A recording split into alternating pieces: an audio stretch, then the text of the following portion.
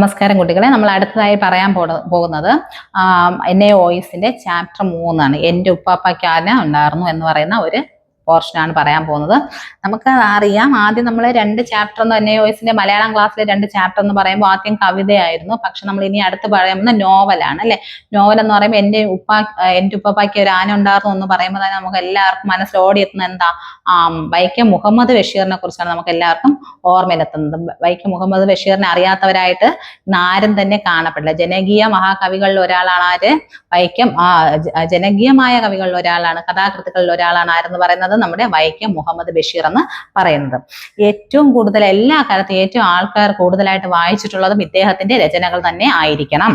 ഇദ്ദേഹം എന്താണ്, നമ്മുടെ വൈക്കം, കോട്ടയം ജില്ലയിലെ വൈക്കം തലയോലപ്പറമ്പിലാണ് ഇദ്ദേഹം ജനിച്ചത്. ഓക്കെ. അതിനുശേഷം അദ്ദേഹം എന്ത് ചെയ്തു? ബേപ്പൂർ സുൽത്താൻ എന്ന നാമം സ്വീകരിച്ചത് എന്താണ്? അദ്ദേഹം ബേപ്പൂർ, കോഴിക്കോട് ജില്ലയിലെ ബേപ്പൂർ താലൂക്കിലോട്ട് താമസം മാറി. അതിനാൽ അദ്ദേഹം എന്ത് പേരിൽ അറിയപ്പെടുന്നത്? ബേപ്പൂർ സുൽത്താൻ എന്ന പേരിൽ അറിയപ്പെടുകയുണ്ടായി. ഇദ്ദേഹത്തിന്റെ ഇദ്ദേഹം പല അനുഭവങ്ങളിലൂടെ കടന്നാണ് പോയിട്ടുള്ളത്. പല മേഖലകളിൽ വർക്ക് ചെയ്തിട്ടുണ്ട്. അങ്ങനെ കടന്നുപോയി അദ്ദേഹം അനുഭവ സമ്പത്ത് ഉപയോഗിച്ച് അതിനെ ബേസ് ചെയ്താണ് അദ്ദേഹം എന്ത് ചെയ്തിട്ടുള്ളത്? കഥകളൊക്കെ രചിച്ചിട്ടുണ്ട്. അപ്പൊ നമുക്ക് ഈ പോർഷനിൽ ഇവിടെ പഠിക്കാനുള്ളത് നമ്മുടെ വൈക്കം മുഹമ്മദ് ബഷീറിന്റെ എൻ്റെ ഉപ്പാപ്പയ്ക്ക് ഒരു ആന ഉണ്ടായിരുന്നു എന്ന് പറയുന്ന ഒരു പോർഷനാണ്. അപ്പൊ നമുക്ക് ഇതിനുള്ള ആദ്യം ചെറിയൊരു പോർഷനാണ് എന്നെങ്കിലും കുറച്ച് കഥാപാത്രങ്ങളായിരിക്കും നമ്മൾ ആദ്യം പരിചയപ്പെടാറുണ്ട്. അപ്പൊ നമുക്ക് നോക്കാം ഏതൊക്കെ കഥാപാത്രങ്ങളാണ് ഇതിൽ മെയിനായിട്ട് നമുക്ക് ഉണ്ടായിരിക്കുന്നതെന്ന്. ഇതിൽ മെയിനായിട്ട് നമുക്ക് ഉണ്ടായിരിക്കുന്നത് കഥാപാത്രം വട്ടനടിമ എന്ന് പറയുന്ന ഒരു വ്യക്തിയുണ്ട്. വട്ടനടിമയുടെയും കുഞ്ഞിത്താച്ചുമ്മയുടെ മകള് കുഞ്ഞിപ്പാത്തുമ്മ. ഓക്കെ, അതാണ് വട്ടനടിമ, കുഞ്ഞിത്താച്ചുമ്മ. അവരുടെ പുന്നാര മോളാണ് കുഞ്ഞിപ്പാത്തുമ്മ എന്ന് പറയുന്നത്. അപ്പൊ ഇവരുടെ ഈ ബേസ് ചെയ്താണ് എന്ത് ചെയ്യുന്നത്? കഥ ആരംഭിക്കുന്നത്. അപ്പൊ വട്ടനടിമയുടെയും കുഞ്ഞിത്താച്ചുമ്മയുടെയും മകളായിട്ട് പുന്നാര മകളായിട്ടാണ് ആര് ജനിക്കുന്നത്? കുഞ്ഞിപ്പാത്തുമ്മ ജനിക്കുന്നത്. പ്രത്യേകത വെച്ചാൽ ഇവര് ഒരു വലിയ സമ്പന്ന കുടുംബത്തിലെ അംഗമാണ്. മെയിനായിട്ട് സമ്പന്ന കുടുംബം എന്ന് പറയുന്നത് നമ്മുടെ കുഞ്ഞിത്താച്ചുമ്മ എന്ന് പറയുന്ന ആളുടെ ഒരു ജന്മി വർഗത്തിൽ ഉള്ള ഒരാളുടെ മകളാണ്. അപ്പൊ അതിൻ്റെതായ പ്രൗഢിയോട് കൂടിയാണ് ആര് വരുന്നത്? വട്ടനടിമയും അങ്ങനെയാണ്. വട്ടനടിമയുടെയും കുഞ്ഞിത്താച്ചുമ്മയുടെ മകളാണ് കുഞ്ഞിപ്പാത്തുമ്മ. എല്ലാ സുഖ സൗകര്യങ്ങളോട് കൂടെയാണ് ആര് ജനിക്കുന്നത്? നമ്മുടെ കുഞ്ഞിപ്പാത്തുമ്മ ജനിക്കുന്നത്. വീട്ടിൽ വേലക്കാര്, ഭക്ഷണത്തിന് ആൾക്കാര്, പിന്നെ വലിയ വലിയ വയലോരങ്ങളിലെ പ്രദേശങ്ങൾ, ഇതെല്ലാം ആർക്ക് സ്വന്തമാണ്? കുഞ്ഞിപ്പാത്തുമ്മയ്ക്ക് സ്വന്തമാണ്. അപ്പൊ ഇവര് കഷ്ടതകളൊന്നും അറിഞ്ഞൂടാ എന്നുള്ള അവസ്ഥയിലാണ് ആര് വളരുന്നത്? നമ്മുടെ കുഞ്ഞിപ്പാത്തുമ്മ വളരുന്നത്. അങ്ങനെ കുറച്ച് ദിവസങ്ങൾ കഴിയുമ്പോഴത്തേക്കും ഇതിന്റെ കഥയിൽ 21 വയസ്സുള്ള കുഞ്ഞിപ്പാത്തുമ്മയുടെയാണ് കഥ പുരോഗമിക്കുന്നത്. നമുക്കിതില് കുറച്ച് ദിവസങ്ങൾ കഴിയുമ്പോഴത്തേക്കും വട്ടനടിമയ്ക്ക് ഒരു ചെറിയ കോടതിയുമായിട്ട് ബന്ധപ്പെട്ട് കേസ് വരികയും അങ്ങനെ അദ്ദേഹത്തിന്റെ സ്വത്ത് വകകൾ എന്ത് ചെയ്യുന്നുണ്ട്? ബന്ധുക്കൾക്കും പല നാട്ടുകാർക്കും വീതിച്ചു നൽകുകയും അദ്ദേഹം നല്ല ഒരു പാവപ്പെട്ട മനുഷ്യനായിട്ട് മാറുകയും ചെയ്യുന്നു. നേരെ വിപരീതമായിട്ട് സംഭവങ്ങളെല്ലാം മാറി മറിഞ്ഞു. ആദ്യകാലത്ത് വലിയ പ്രൗഢിയോട് കൂടി ജീവിച്ചിരുന്ന കുഞ്ഞിപ്പാത്തുമ്മ വർഷങ്ങൾ കഴിഞ്ഞു അച്ഛന്റെ കേസിന്റെ കാര്യം നിമിത്തം എന്ത് ചെയ്യുന്നുണ്ട്? വളരെ പാവപ്പെട്ട നിലയിലേക്ക് താഴുകയാണ് ഉണ്ടായിട്ടുള്ളത്. അങ്ങനെ ആയിരിക്കുമ്പോഴത്തേക്ക് അവിടെ എന്ത് അടങ്ങും? സാധാരണ നമ്മുടെ ഈ 2 മാതാപിതാക്കൾ തമ്മിൽ വീട്ടിൽ കലഹമാണ്. സാധാരണ നമ്മുടെ കുഞ്ഞിത്താച്ചുമ്മ നല്ല ഒരു പൊങ്ങച്ചക്കാരിയാണ്. എൻ്റെ വീട്ടിൽ അതുണ്ടായിരുന്നു, ഇങ്ങനെയൊക്കെ പറയുന്ന ഒരാളായിരുന്നു. അതിന് കൂടെ ഉപരി ഈ ഒരു പഴയ ഒരു ലെവലിലോട്ട് എത്തിയപ്പോഴത്തേക്ക് എന്ത് ചെയ്തു? ഇവർക്ക് വട്ടനടിമയ്ക്കും കുഞ്ഞിത്താച്ചുമ്മയ്ക്കും എപ്പോഴും വഴക്കിനെ നേരം ഉണ്ടായിരുന്നുള്ളൂ. ഇവരുടെ ആ പ്രശ്നത്തിന്റെ ഇടയിൽ ആരാണ് ദുഃഖം അനുഭവിക്കേണ്ടി വന്നത്? നമ്മുടെ കുഞ്ഞിപ്പാത്തുമ്മ. വീട്ടിൽ ഒറ്റയ്ക്കായി ഏകാന്തതയായി പോയി കുഞ്ഞിപ്പാത്തുമ്മ. ആകെ ഉള്ളത് ആ ഒരു സാധാരണ ഓല മേഞ്ഞ വീട്, വൈക്കോൽ മേഞ്ഞ വീട്ടിലാണ് ആര് ഇപ്പോൾ താമസിക്കുന്നത്? കുഞ്ഞിപ്പാത്തുമ്മ. അതിന്റെ പറമ്പിലൊക്കെ ചെറുകിളികളും വെള്ളമൊക്കെ ഒഴുകുന്നതും ഇതൊക്കെ കണ്ടുകൊണ്ടാണ് ആര് ജീവിച്ചു പോകുന്നത്? നമ്മുടെ കുഞ്ഞിപ്പാത്തുമ്മ ജീവിച്ചു പോകുന്നത്. മകളെ വേറെ ആൾക്കാർ നോക്കരുത് എന്ന ഉദ്ദേശത്തോടു കൂടി വിദ്യാഭ്യാസം പോലും നിഷേധിച്ചിരുന്ന കാലമായിരുന്നു അന്ന്. അതായത് മതത്തിന് പ്രാധാന്യം നൽകിയിരുന്നു. പണ്ടത്തെ കാലത്ത് ഈ മതത്തിന് പ്രാധാന്യം നൽകുന്നു. തന്റെ മകളെ അല്ലെങ്കിൽ ഇങ്ങനെ പുറത്ത് ആരും കാണരുത് എന്ന ഉദ്ദേശത്തോടെയാണ് എന്ത് വളർത്തിയത്? കുഞ്ഞിപ്പാത്തുമ്മേനെ വട്ടനടിമയും കുഞ്ഞിത്താച്ചുമ്മയും വളർത്തി. അപ്പൊ അതിൻ്റെതായ പോരായ്മകൾ ആർക്കുണ്ട്? നമ്മുടെ കുഞ്ഞിപ്പാത്തുമ്മയ്ക്ക് ഉണ്ടായിരുന്നു. അങ്ങനെ കുഞ്ഞിപ്പാത്തുമ്മ എന്ത് ചെയ്തു?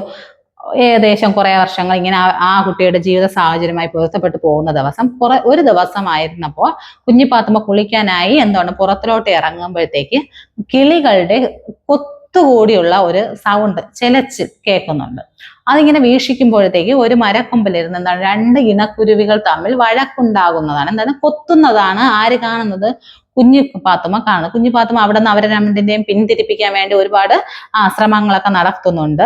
അതിൻ്റെ ഇടയിൽ മരകൊത്തി ചോദിക്കുന്നുണ്ട്, എന്താണ് നമ്മുടെ പക്ഷികൾ അടികൂടുന്നിടത്ത് മനുഷ്യർക്ക് എന്ത് കാര്യമെന്ന ഉദ്ദേശത്തോടെ മരം കൊത്തി ആരെ നോക്കുന്നതായിട്ടും അതിൽ പറയുന്നുണ്ട്.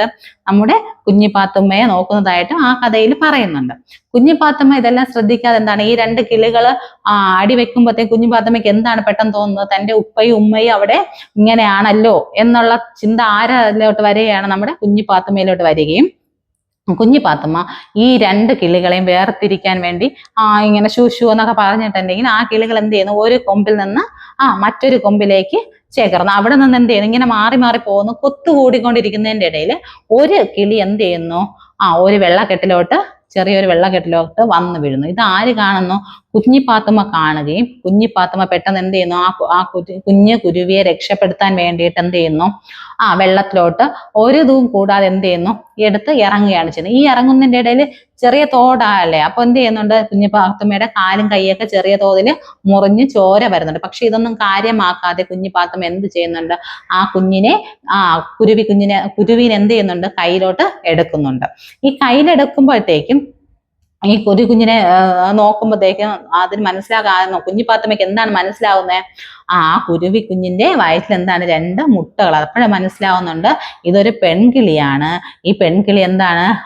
ആൺകിളിയോട് പിണങ്ങിയിട്ട് ഇങ്ങനെ കൊത്തുകൂടി പെൺകിളിയാണ് താഴെ വന്ന് വീഴുന്നത്. അപ്പോൾ എന്താണ്? കിളി വെള്ളത്തിൽ വീഴുന്നപ്പോഴേക്ക് ഏതായാലും ഒരു മരിക്കുന്ന അവസ്ഥയാണ്. അപ്പോൾ കുഞ്ഞിപ്പാത്തുമ്മ കയ്യിൽ നോക്കിയപ്പോഴത്തേക്ക് മുറിവ് വരുന്നുണ്ട്. അപ്പൊ കുഞ്ഞുപാത്തുമ്മ കയ്യിലെ ചെറിയ ചോരത്തുള്ളി ആരെ വായിലോട്ട് ഇറ്റ് വീഴുന്നുണ്ട്? നമ്മുടെ കുരുവിയുടെ വായിലോട്ട് ഇറ്റ് വീഴ്ത്തുന്നുണ്ട്. അത് കഴിഞ്ഞിട്ട് കുഞ്ഞുപാത്തുമ്മ നോക്കുമ്പോൾ ഈ ഒരു ശബ്ദം കേൾക്കുന്നുണ്ട്. നല്ല ഒരു പുരുഷ ശബ്ദമാണ് ആര് പിന്നെ കേൾക്കുന്നത്? നമ്മുടെ കുഞ്ഞിപ്പാത്തുമ്മ കേൾക്കുന്നത്. എന്താണ്? കുരുവി കുഞ്ഞിന് ജീവൻ ഉണ്ടോ എന്ന് ആരോ ചോദിക്കുന്നത് കേട്ട് ആര് തിരിഞ്ഞു നോക്കുന്നു? നമ്മുടെ കുഞ്ഞിപ്പാത്തുമ്മ തിരിഞ്ഞു നോക്കുമ്പോഴത്തേക്കും വെള്ളമുണ്ട് ഷർട്ടും ഒക്കെ എടുത്ത് നല്ല സുന്ദരനായ ഒരു യുവാവ് അവിടെ നിപ്പുണ്ട്. എന്താണ്? കയ്യിൽ നല്ല ഗോൾഡൻ വാച്ചൊക്കെ കെട്ടിയിട്ട് നല്ല പരിഷ്കാരിയാണെന്ന് തോന്നിക്കുന്ന ഒരു നസീർ അഹമ്മദ് എന്നാണ് ആ ഒരു വ്യക്തി, അതായത് കഥാപാത്രത്തിന്റെ പേര്. അദ്ദേഹമാണ് അവിടെ വന്ന് ചോദിക്കുന്നതാണ് കുരുവിക്ക് എന്താണോ ജീവനുണ്ടോ? അപ്പോഴാളെന്ത് പറഞ്ഞു? കുഞ്ഞിപ്പാത്തുമ്മ ഉണ്ടെന്ന് പറയുകയാണ്. പക്ഷെ നമുക്കൊരു കാര്യം മനസ്സിലാക്കണം, കുഞ്ഞിപ്പാത്തുമ്മ വീട്ടിലെ അതിൽ വളർന്ന അന്തരീക്ഷത്തെ വളർന്ന കുട്ടിയായത് കൊണ്ട് കുഞ്ഞിപ്പാത്തുമ്മയ്ക്ക് എന്താണ് ഇയാളോട് മിണ്ടാനുള്ള ഒരു പേടി തോന്നുന്നു. എന്ന് വെച്ച് കഴിഞ്ഞാൽ ആരെങ്കിലും കണ്ടാലോ, ഞാൻ ഇങ്ങനെ സംസാരിക്കുന്നത് കണ്ടാലോ, അന്നത്തെ ആ ഒരു സാഹചര്യം അങ്ങനെയാണ് ആളുടെ, മനസ്സിലായോ? അപ്പൊ എന്ത് ചെയ്യുന്നുണ്ട്? അങ്ങനെ കണ്ടാലോ എന്ന് തോന്നുകയും എന്നാലും മടിച്ച് കാര്യങ്ങൾ പറഞ്ഞു കൊടുക്കുന്നുണ്ട്. അങ്ങനെ ആ വെള്ളക്കെട്ടിൽ നിന്ന് കയറാൻ വേണ്ടിയിട്ട് ആര് സഹായിക്കുന്നുണ്ട്? നമ്മുടെ നസീർ അഹമ്മദ് എന്ത് ചെയ്യുന്നുണ്ട്? സഹായിക്കുന്നുണ്ട്. സഹായിച്ചതിന് ശേഷം കൈപിടിച്ച ആൾ കയറ്റുമ്പോഴത്തേക്ക് നമ്മുടെ കുഞ്ഞിപ്പാത്തുമ്മയ്ക്ക് ആളുടെ കൂടെ ചെറിയൊരു എന്ത് തോന്നുന്നുണ്ട്? ഇഷ്ടമൊക്കെ തോന്നി തുടങ്ങുന്നുണ്ട്. അപ്പൊ ഇവിടെ നിന്നുകൊണ്ടാണ് കഥ എന്താണ് പുരോഗമിക്കുന്നത്. ഈ അദ്ദേഹം എന്ന് പറയുന്ന ആള് നമ്മുടെ പട്ടണത്തിൽ നിന്ന് താമസം മാറി നാട്ടിലോട്ട്, അതായത് കുഞ്ഞിപ്പാത്തുമ്മയുടെ വീട്ടിന്റെ തൊട്ടടുത്ത് താമസത്തിന് വന്ന വ്യക്തിയായിരുന്നു. ഇദ്ദേഹത്തിന്റെ അച്ഛനൊരു മാസ്റ്ററായിരുന്നു. അദ്ദേഹത്തിന്റെ അനിയത്തി എന്ത് ചെയ്യുന്നു? ഒരു കോളേജ് വിദ്യാർത്ഥിനി. അങ്ങനെ ഈ കുഞ്ഞിപ്പാത്തുമ്മയും ഈ വ്യക്തിയുടെ അനിയത്തിയും തമ്മിൽ നല്ല ഒരു ഫ്രണ്ട്ഷിപ്പ് ഉണ്ടാവുകയും അവരെന്ത് ചെയ്യുന്നുണ്ട്? ആ കോളേജിന്റെ കാര്യങ്ങൾ, അതായത് കുറച്ച് എഴുത്തും വായനയൊക്കെ ആരെ പഠിപ്പിക്കുന്നുണ്ട്? കുഞ്ഞിപ്പാത്തുമ്മയെ പഠിപ്പിക്കുകയും നല്ല വൃത്തിയുള്ള വസ്ത്രങ്ങൾ ധരിക്കാനും നല്ല ഒരുങ്ങി നന്നായിട്ട് നടക്കാനും ഒക്കെ പഠിപ്പിക്കുന്നുണ്ട്.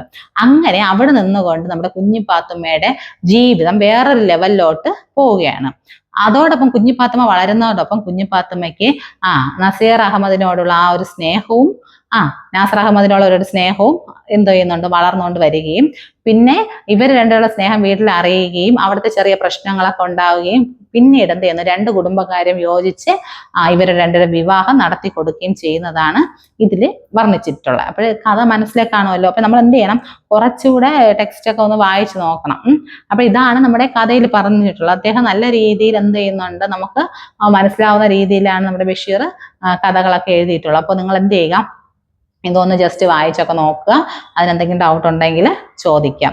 ഓക്കെ, ഇമ്പോർട്ടൻ്റ് ആയിട്ടുള്ള കുറച്ച് ക്വസ്റ്റ്യൻസ് എന്നത്തെ പോലെ തന്നെ ഉണ്ടാവും, വീഡിയോയുടെ ലാസ്റ്റിലുണ്ടാവും. അതൊക്കെ ഒന്ന് നോക്കുക, എഴുതിയെടുക്കുക.